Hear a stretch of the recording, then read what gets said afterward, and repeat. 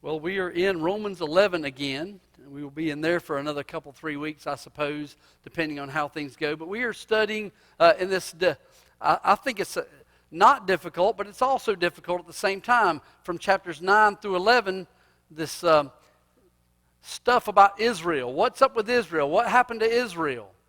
The nation of Israel, ethnic descendants of Abraham.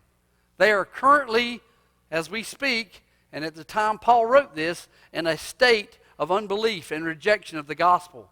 They have refused in obstinate disobedience the Messiah who came to them. Jesus Christ came to them, and they rejected him. They killed him. They didn't like him. They hated him.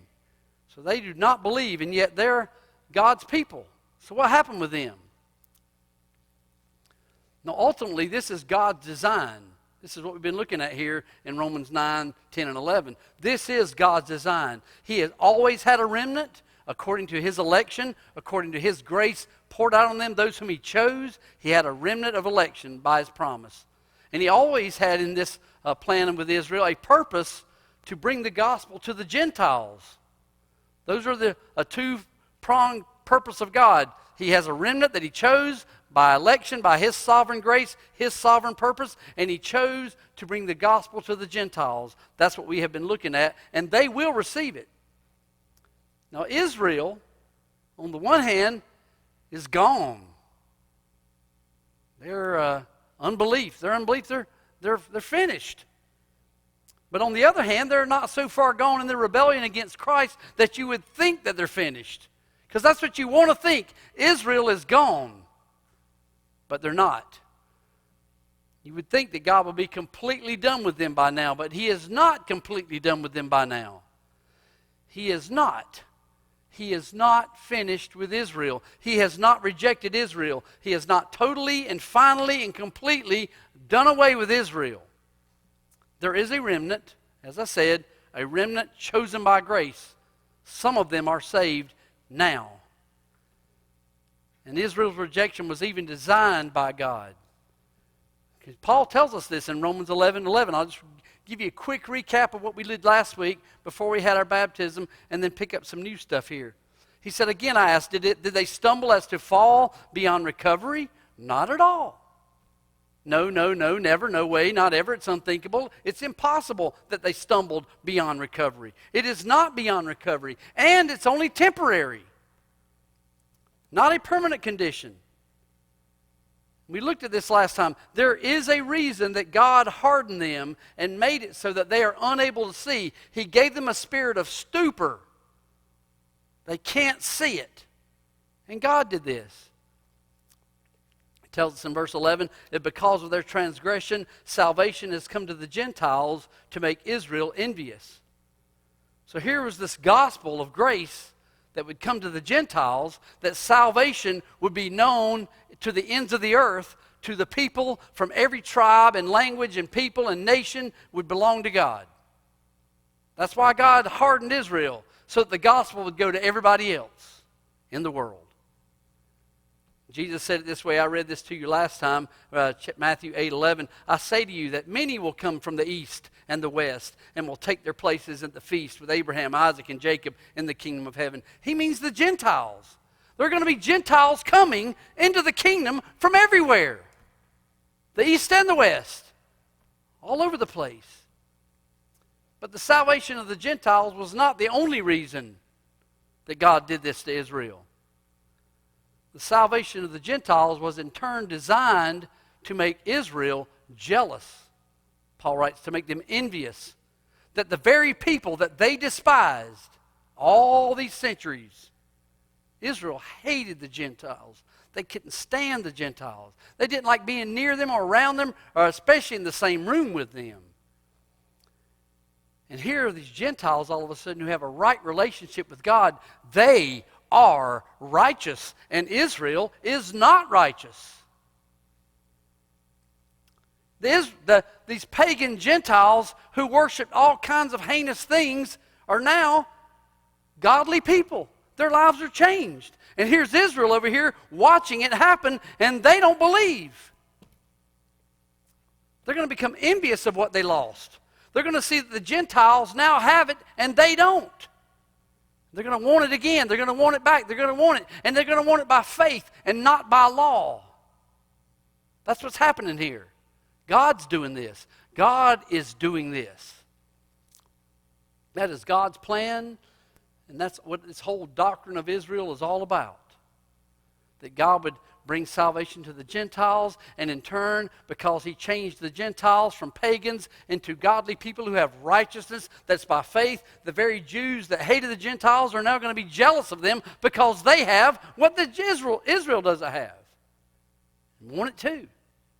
So they have not finally fallen away. They've only stumbled. That's what the text says. And God's purpose in allowing Israel to stumble is not only temporary, it's partial too. See, it's only a short time, actually, and it's only a few of them for now, but a day is coming when Israel's fullness, that's what the text says, what we studied last week, Israel's fullness will come in. The whole lot of them, the full number, that's what the word means. The full number of Israel will come in. They're going to come in, not just a few of them, but a lot of them, most of them, maybe, I think it may be all of them. Israel. Temporary and partial. Temporary because it's not going to last, their hardness, their rejection won't last, and partial because one day all of them will come.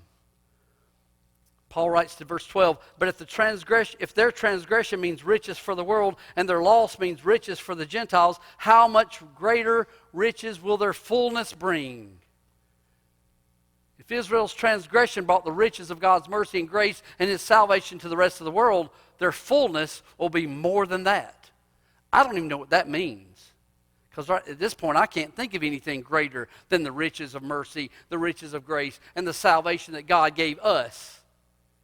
We're not going to go to hell. That's what we deserve, but we're not going to go to hell because of what Christ did for us. Salvation came to the Gentiles. Is anything better? Well, Paul says, how much more will the riches be when their fullness comes in? So Paul tips us off here, and I believe it's a prophecy. He's tipping us off that one day, a future day is coming when Israel, the full number of them, will be restored to their covenant relationship with God. I believe that's what Paul is teaching us here in Romans chapter 11. That's God's plan and that's God's purpose for Israel. Now here's what's amazing about that. See, when Paul wrote this in Romans back in the mid-first century, Israel virtually gone. You would have never thought. Here's the guy saying, hey, one day their fullness is going to come in. You say, you mean Israel? And you know the Romans came in 70 AD and destroyed Jerusalem and burned down the temple, everything. They're gone. And it's remarkable to me that for 2,000 years, Israel is still around.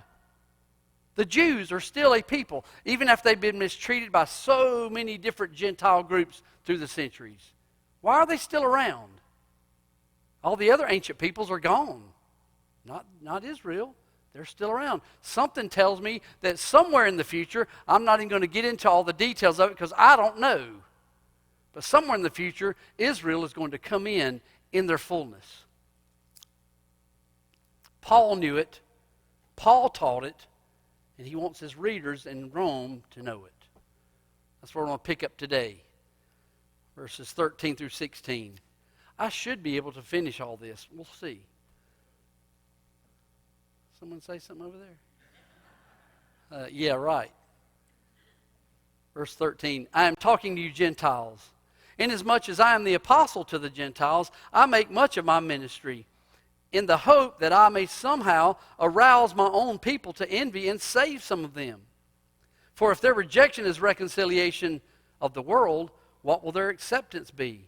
But life from the dead. If the part of the dough offered as firstfruits is holy, then the whole batch is holy. If the root is holy, so are the branches. So let's study it. Verse 13, I am talking to you Gentiles. Now we already know this because this is how we started the whole book of Romans off.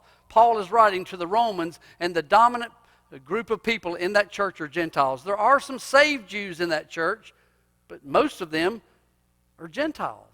It is a predominantly Gentile church. The Jews were the minority. So Paul's writing to the Gentiles, and he has a great and special interest to them, wanting them to know what is the deal with this natural Israel. What is the deal with national Israel? What is the deal with the ethnic Jews? What's going on with them? And that's what he's been talking about from 9 through 11, up to where we are now. I'm writing to you Gentiles because I have to talk about some stuff with Israel. And it's important because there's a temptation with Gentiles. See, for centuries, the Jews hated Gentiles. Now the Gentiles have favor with God, and the temptation for them is to now, everything that's wrong with the world is the Jews' fault.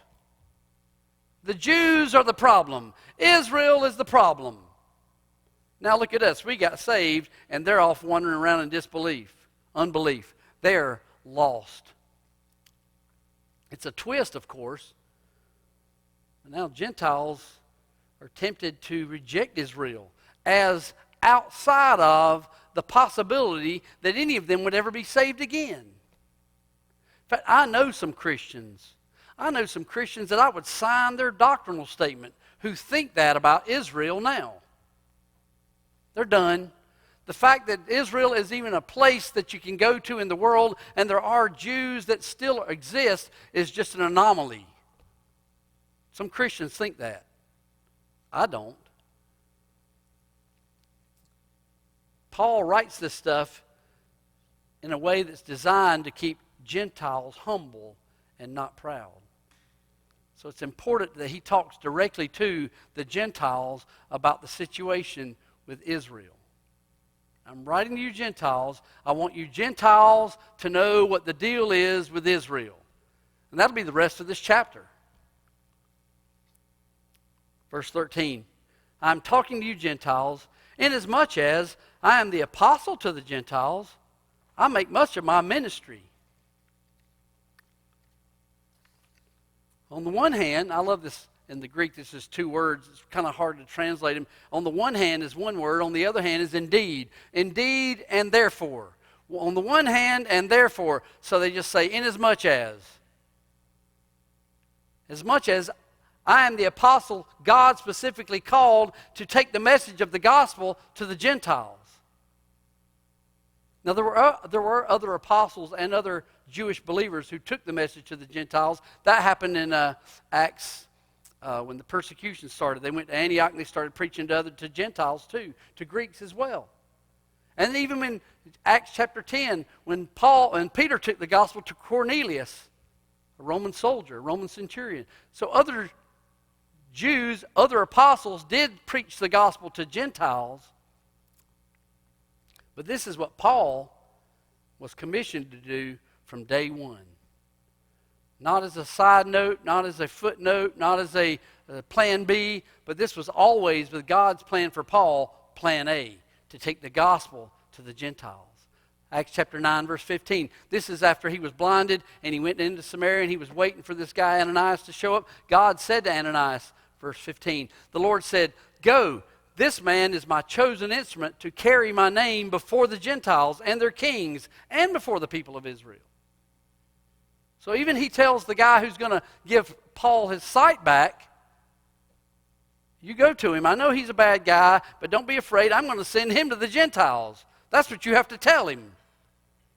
Acts 22, Paul's recounting this himself. Verse 21, then the Lord said to me, go, I will send you far away to the Gentiles. So Paul recounts it himself. His ministry is to the Gentiles. His calling specifically was to take the gospel, the good news of Jesus Christ and his death on the cross to take away sin and his resurrection from the dead to the Gentiles. He's telling this to the Galatians in Galatians chapter 2 when he went to Jerusalem to meet Peter and John and James and a few other leaders. He says, on the contrary, they saw that I had been entrusted with the task of preaching the gospel to the Gentiles, just as Peter had been to the Jews. For God, who was at work in the ministry of Peter as an apostle to the Jews, was also at work in my ministry as an apostle to the Gentiles. So he's just telling them, my call, my ministry is to the Gentiles. Peter and all the other guys, their ministry was to the Jews. And they gave me the fellowship of it. James, Peter, and John, those reputed to be pillars, gave me and Barnabas the right hand of fellowship. When they recognized the grace given to me, they agreed that we should go to the Gentiles and they to the Jews. So that's Paul's calling, to go to the Gentiles, and he makes a big deal of it. He says, I make much of my ministry. The word make much is a Greek word that means glorify. I glory in it. I'm proud of it. I want to boast about my ministry to the Gentiles, the ministry that God called me to bring the good news to them. I'm going to make much of it. And it's not just a boast because God called him to it. It's a boast in a way, and a ministry that he makes much of in a way, because not only was he supposed to just tell the Gentiles, but he didn't do it half-heartedly, and he didn't do it like with a begrudgingly. He loved the Gentiles. Now, how do you get a guy like Paul, who was a Pharisee and a Jew, and just like the other Jews that hated Gentiles, to all of a sudden feel the way he feels about the Gentiles now? Because he loves them. He has tender, deep affection for Gentiles. It's amazing. They're special to him. He loves them dearly. He wholeheartedly gave himself to that ministry. He fought for them. He protected them against the heresy and the false teaching of the Judaizers. To protect the purity of the doctrine of justification by faith alone was not just his call. It was to protect the doctrine of the justification by faith alone for the sake of the Gentiles. Leave them alone. You want to get Paul mad? Go mess with Gentiles. Acts 15. He's up in Antioch. Some men came down, verses 1 and 2. Some men came down from Judea to Antioch, and they were teaching the brothers, the Gentile brothers. Unless you are circumcised according to the custom taught by Moses, you cannot be saved. This brought Paul and Barnabas, I love this, into sharp dispute and debate with them. That made Paul mad. You come in here and tell my Gentile friends they got to be circumcised and obey the law of Moses or they can't be saved? Let's fight! No, not going to happen. Leave my Gentile buddies alone. Let's go to Jerusalem and fight. So Paul and Barnabas were appointed along with some other believers to go up to Jerusalem to see the apostles and elders about this question. That's the Jerusalem Council in Acts 15. All because Paul loved the Gentiles so much that he's going to fight for the purity of the gospel for their sake. Galatians chapter 5, he writes, verse 10 through 12, the one who is throwing you into confusion will pay the penalty, whoever he may be. Now he's writing them because it's about the same issue that was going on in Antioch. Some Judaizers are coming into town telling you you have to be circumcised or you can't be saved. And he's saying, whoever that is, he's going to pay for it, whoever he is. Brothers, I'm still preaching. If I'm still preaching circumcision, why am I still being persecuted? In that case, the offense of the cross has been abolished. I love this too. As for those agitators, whoever those teachers are that are telling you have to be circumcised, I wish they would go the whole way and emasculate themselves. I hope the knife slips. And they have a bad day the rest of their life. Those agitators. You know why Paul writes that? Because he loves those Gentiles in Galatia. Do not try to distort the gospel of salvation by faith alone, of justification by faith alone, by adding circumcision or any other law to it. Especially with these Gentile brothers and friends and people I love. Leave them alone. Leave the Gentiles alone. He writes to the Thessalonians, a Gentile church. There's some Jews there, but Gentiles. In fact, in the context, he says to the Gentiles, you suffered from your countrymen the same thing the Jews suffered from their countrymen. He's talking to Gentiles. He says in chapter 2, 1 Thessalonians, verses 6 through 8, as apostles of Christ, we could have been a burden to you, but we were gentle among you, like a mother caring for her little children. Now, our age distorts that because there are a lot of moms out there who are bad. But most moms, you don't mess with their little kids. They care about their children. They take care of their children. They grab their children and hold their children and squeeze their children and love their children and kiss them all over the head. grandmas too. Paul treated the Gentiles like that, like a mother caring for her little children. We loved you so much that we were delighted to share with you not only the gospel of God, but our lives as well, because you had become so dear to us. Paul loved the Gentiles. It says a couple of verses later, for you know how we dealt. You know that we dealt with each of you as a father deals with his own children. Now, I know mothers will want to kiss you all over the face, but dads do that too. I kiss my kids all the time. Until finally one day they said, stop doing that, Dad. But you take care of them. So he made much of his ministry with the Gentiles. He made much of it. He gloried in it. He made a big deal out of his ministry with the Gentiles. But you know, Paul, his heart was also very much so toward the Jews. They were his own people. He loved them. Remember, chapter 9, verses 3 and 4. I wish that I myself would curse and cut off from Christ for the sake of my brothers, those of my own race, the people of Israel. I wish I could go to hell if they would be saved. He wants them to be saved. He said that in Romans 10. Brothers, my heart's desire and prayer to God for the Israelites is that they may be saved. And when Paul was on his missionary journeys, every city he went to that had a synagogue in it, that's where he went first. And he spent several weeks there before he even went to the Gentiles. As long as he could, he would try to reach the Jews. And when they finally rejected, he said, I'm going to the Gentiles. That's the case. And he did love the Jews. He wanted them to be saved. His heart is burdened and deeply saddened that they're lost. But he spent most of his time evangelizing Gentiles. That's how he spent most of his time. Most of his efforts, most of his energy was toward Gentiles, that they would be saved. And his ministry to the Gentiles, as far as Paul's concerned, was the very mechanism that would bring salvation to the Jews.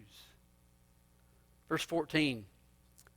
I make much of my ministry in the hope that I may somehow arouse my own people to envy and save some of them. Somehow, I preach the gospel to Gentiles. Somehow, these pagans' lives are changed, and they come to Christ, and now they have righteousness, and they are different than they were before. I hope that somehow that would cause my people, the Jews, to be jealous, just as God intended the gospel going to the Gentiles would do. I think Paul, when he would go to the Jews, and he would have a Gentile church right there in the same town, and he would run into the Jews on the street or something like that, he made a big deal out of it. I mean, he laid it on thick. Hey, don't you see? Look what God is doing with those Gentiles over there. They're different. Aren't they different? Look. Remember that guy who used to live down the street? He was going to that pagan temple and worshiping all kind of crazy things. Look at him now. He's worshiping the true God. Ha! Don't you wish you had what he has? I think Paul probably did stuff like that sometimes. Two Jews. Look! Can't you see? Look! May my glorified ministry to the Gentiles cause Jews to see Christ and come to him for their own salvation. As many as possible, as long as possible, as long as I can, that God would save some of them just because I'm an apostle to the Gentiles. I think this is awesome too. This is really a lesson. I struggle with this way too much, and I know you do too. It's so easy to find someone who is lost, and it's not just that they're lost, but they're hard. And if you ever try to just say anything about Christ to them, they turn into a different person and can't stand you anymore for saying it. And so the tendency is to write them off. Well, that guy's gone. He don't have a chance. He's going straight to hell. And that's the tendency that you would have with the Jews. And Paul didn't. Paul didn't write them off. He said, I'm just going to keep preaching the gospel to the Gentiles in the hopes that somehow that'll stir some of my people to envy and they'll get saved. Don't write them off. Don't blow them away. This is a serious temptation we all have. And then Paul says, I don't want them to be lost. I want them to be saved, as many as possible, because you know why? You know what's going to happen when Israel believes? Do you know what's going to happen? Do you understand what's getting ready to happen when Israel believes? I'm just going to keep preaching that as many of them will be saved as possible, because you know what's going to happen when they believe? When the full number of them comes in? I already talked about it in verse 12. Well, how much greater will their fullness be? Which I don't know what that means. It's going to be great. It's going to be greater than the salvation you have now. But he tells us another argument from the lesser to the greater, a logical note. He makes a logical argument from the lesser to the greater. He says, if their rejection, verse 15, if their rejection is the reconciliation of the world, what will their acceptance be but life from the dead? Just like verse 12, if their transgression means riches for the world and their loss means riches for the Gentiles, how much greater will their fullness be? Same argument, same kind of argument, same logic. If Israel's loss of favor with God, if Israel's elimination from God, if Israel's rejection from God, if Israel being cast away by God, if that means for the world that the Gentiles are now friends with God, that's what reconciliation means. They were enemies and now they're friends. If Israel's abandonment by God means reconciliation for the Gentiles, enemies turn friends, hostility gone, reconciled. If Israel's rejection means that for the world, then what will their acceptance be? If God's pushed them off so he can save Gentiles, what's God going to do when he finally accepts them and brings them back? What's going to happen then? What's that going to be? What's it going to be like?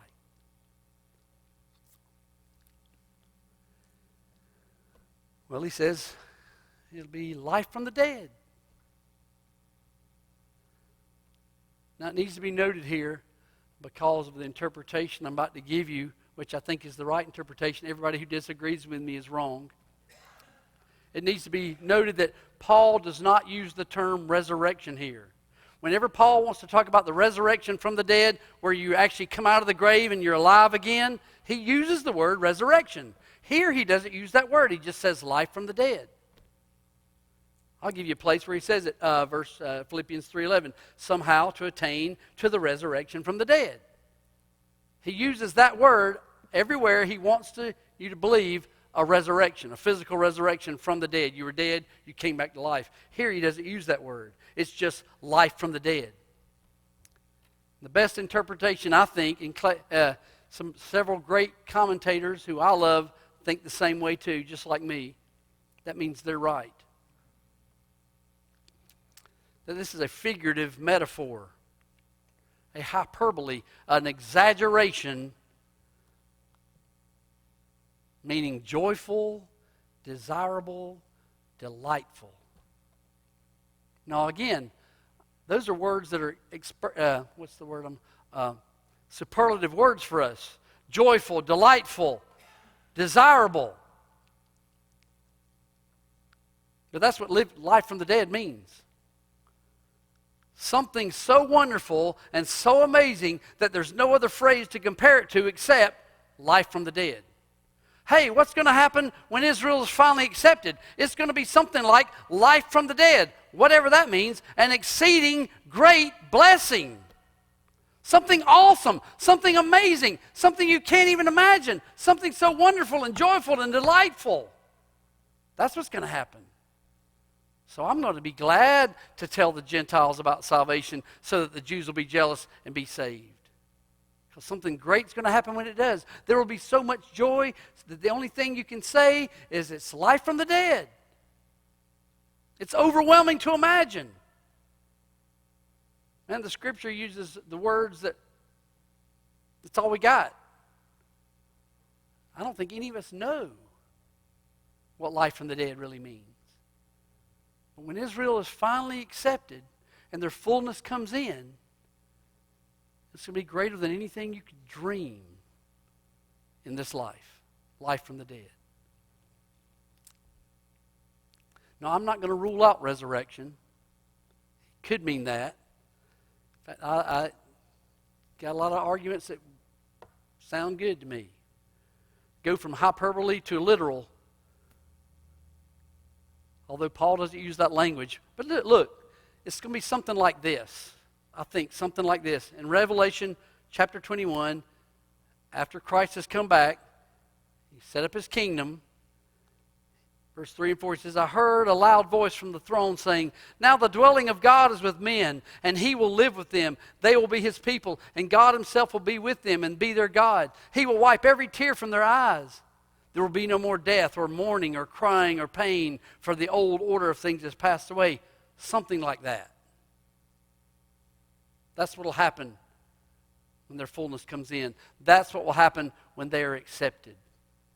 Something like that. Or go back to chapter 8 where Paul simply says this. The creation waits for the glory that will be revealed in us. Does anyone know what that means? Glory.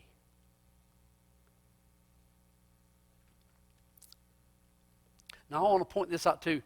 Paul is not merely talking about Israel's blessings.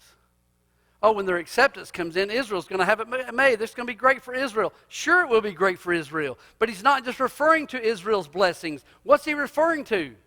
The world. If their rejection is reconciliation for the world, if their rejection is salvation for the Gentiles, what will be for the Gentiles and the world when they're accepted? What's going to happen to us when they're accepted? Better than what we have now. It'll be better than what anybody has now. What will life from the dead mean for the world? What will life from the dead mean for the Gentiles? When Israel is restored, when they're fully accepted, when the benefit to the world will be more than anything we ever think, more than reconciliation, more than salvation, more than justification. That's over my head. I'm stunned. My mind is blown. That's easy to do with me too. Someday in the future, the mass majority of Israel, if not all of them, will be converted to Christ. They're going to come in mass, in full. They will look to him as their Lord. They will look to the Messiah. They will see Jesus and look to him as their King. They will see him as their Messiah, and they will call on him, and they will be saved. The fullness of them, the full number of them, all of them. I think that's what Paul means when he says their fullness. That's what Paul means when he says, what will their acceptance be? Unimaginable glory, unimaginable blessings for the world. When the sons of God will be revealed in all the glory God has ordained for us. That's what's going to happen when they're finally accepted. When they are accepted as a people, as an ethnic people, as a group of people who are physical descendants of Abraham, when the fullness of their number comes in. I believe that's what Paul's talking about right here. And here's why.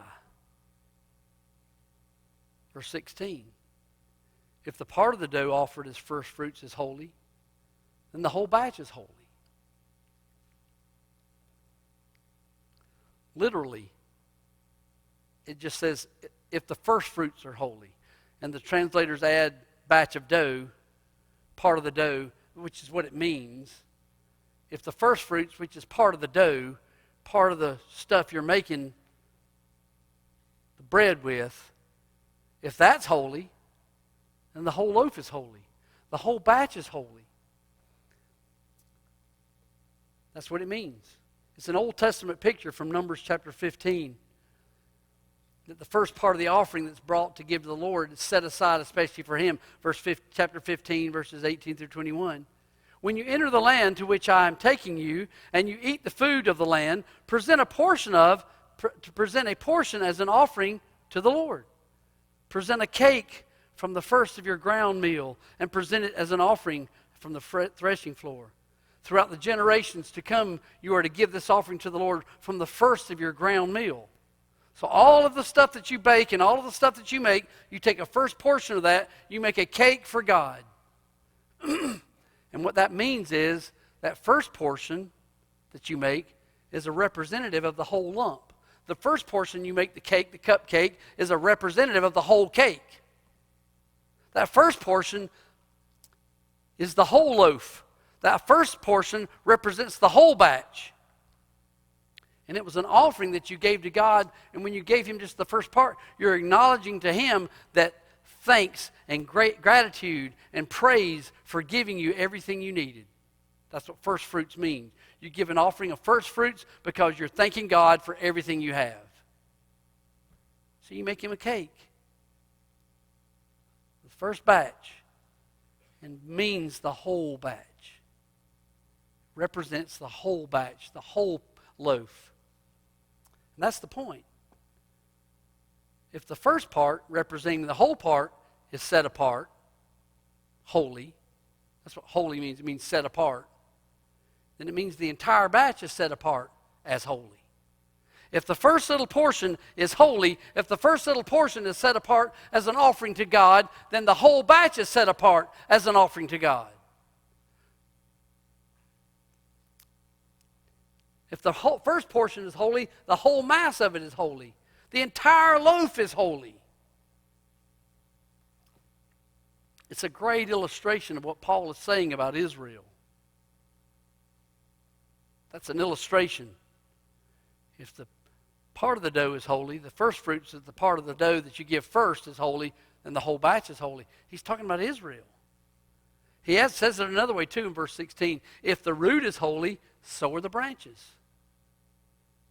You know, there's an organic unity and a relationship between a plant's roots and the branches. Generally speaking, for the most part, almost every time, if the roots are good and the roots are in a good soil, guess what else is good? The whole plant's good. The branches are good too. And the fruit coming off those branches is good. If the roots are good. If the roots are healthy, so is the plant. If the root is holy and set apart, so is the whole plant. All the branches are set apart as holy. If the root is considered by God to be set apart for himself, then he's going to regard the branches of the plant to be set apart for himself. It's an illustration of Israel. And how does that illustration work? Like this. My two favorite expositors agree, so I'm easy about it. Paul's referring to the patriarchs. Abraham, Isaac, Jacob. Abraham, Isaac, and Jacob are the holy ones here. Abraham, especially him, he's the first one. He is the original Jew. He is the original Hebrew. He is the original Israelite before Jacob. And he was set apart for God. God considers them, the patriarchs, as integral to his purpose and promises for Israel. They're the originals. They're the beginning. If the original is holy, the batch is holy. He's the first fruits. He's the root. God considers him holy. God considers the corporate Israel holy, set apart for himself. That's what Paul means here. That's exactly what he means here. If Abraham is the root and he's holy, then all the branches, all the Israelites are too. All his descendants are holy. All his descendants are set apart. And that's ultimately the case on the day when the fullness of Israel comes in. All of them. And consequently, too, you'd be thinking things like this. For God to forsake Israel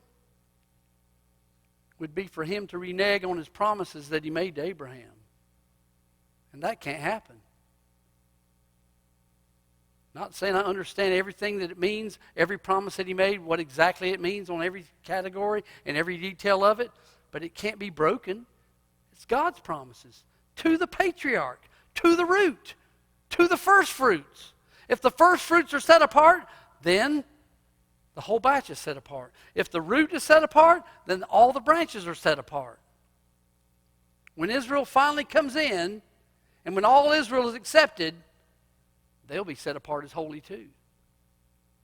That's what Paul's talking about here in these verses, verse 16, verse 13 through 16, actually verse 11 through 16. I want to close on Isaiah 51. God writes to Israel through Isaiah, verses 1 and 2. Listen to me, you who pursue righteousness and who seek the Lord. Look to the rock from which you were cut, and to the quarry from which you were hewn. What? Look to Abraham, your father, and to Sarah, who gave you birth. When I called him, he was but one, and I blessed him and made him many. Hey, you want to figure out who you are? You look to Abraham. And whatever he had, whatever he was like, you do that too. In fact, that's what Paul says in Romans 4. Remember, we spent a lot of time in Romans 4 about Abraham. What does the scripture say? Verse 3, Abraham believed God, and it was credited to him as righteousness. You want to be righteous? You want to be righteous before a holy God? You want to stand before him completely justified and have nothing that he can see about you that's wrong or bad? As if you have never sinned ever? You want that status? Then believe like Abraham. He believed God, and God credited to him righteousness. So because Abraham is the root, God has promised to the fullness of Israel, his people, the branches, that they're holy too.